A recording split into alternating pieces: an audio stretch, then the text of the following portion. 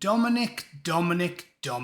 We tried to tell you, didn't we? We tried to warn you. Any right-minded conservative-leaning voter said to you, do what Trump did, play to your base, ignore the people that will always despise you, and look to your voters. But no, you were too busy being progressive. And look where you are now.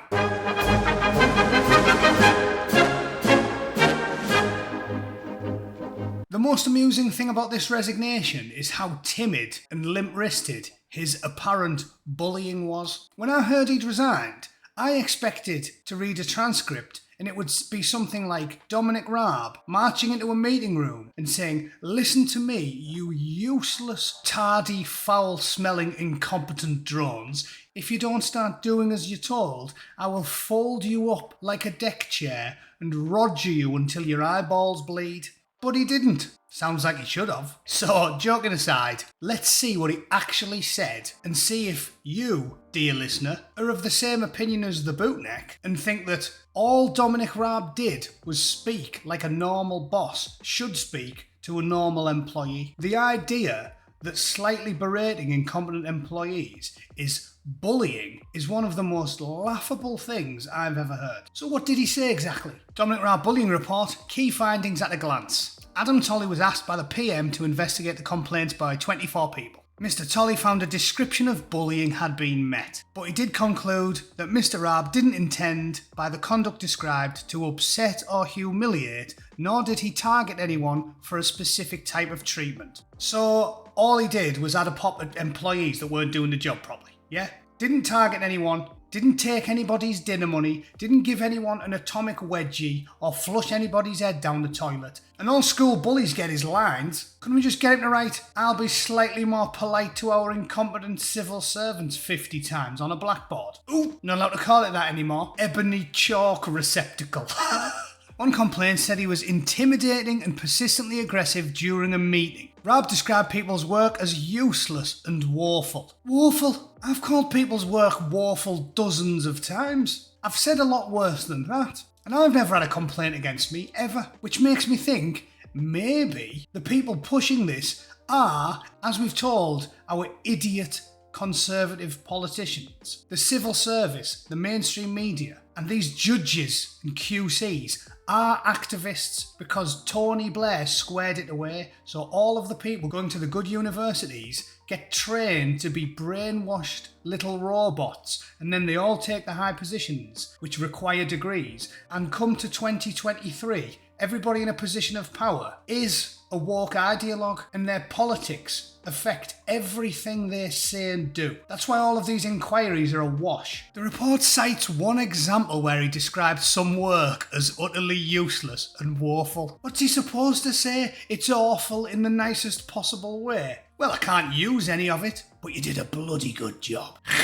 Is that how it's supposed to work? Seriously, anybody watching this, do you think useless and woeful is language that a boss shouldn't be using when you present him work that is not of any use? That's the definition of the term useless. We can't use this, therefore it is useless. That's not bullying. That's just expecting competency from your employees. No evidence of misuse of power. Can't be characterised as offensive, malicious or insulting. Gestures not intended to be threatening. Mr. Tolley KC concluded there was no significant scope for misunderstanding. No shouting and no swearing. Do I need to read any more? I'm no fan of Dominic Raab. Dominic Raab is another one of these morons, these wet, weak, not actually conservatives who will say and do anything to get their hands on the levers of power. And if he'd play to his base, he might have a group of people behind him that are actually happy to go to the wall for him, but none of us are, because he's been such a wimp and a wet blanket. So I don't even really care. But common sense demands that I make a video and address this. Being a slightly overbearing boss is your job when you're a boss, because if your employees suck, you have to tell them so. And bullying from a grown man, really? I worked with very large, very burly men when I was a young Royal Marine. Some of them were scary, but none of them bullied me. They told me what to do in a somewhat aggressive manner, and if they were above me in rank, I said, yes, okay, that's how the system works. And if they were below me in rank, I said, noted, and if it was good advice, I took it on board, and if it was bad advice, I said, nah, you're still a sprog. Come back when you've got a few stripes on your arm. Even as a civilian, the first job I ever got when I left the military was driving a truck for the council. And you'd get like burly 50-year-old blokes going, oh, the manager's been bullying me. If you're a 50-year-old man, you don't get bullied. If a man's telling you what to do and you don't want to do it, then you say, wind your neck in, I'm not doing it. We live in a civil society. We're not children. It doesn't matter if someone's a foot taller than you and 100 pounds heavier. You don't seriously think he's going to march across the room and cave your skull in if you disagree with him, do you? What do you mean, bullying? Your manager's not going to drag you out of the work cafeteria and stick your face in the urinal, is he?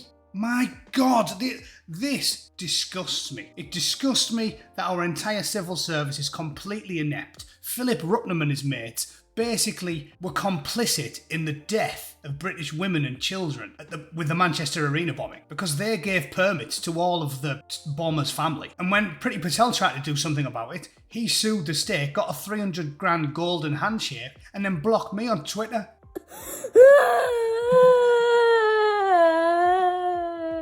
What a chopper. Anyway, let me know what you think. I think that entire story that the BBC has been leading with for the last 24 hours is a total farce.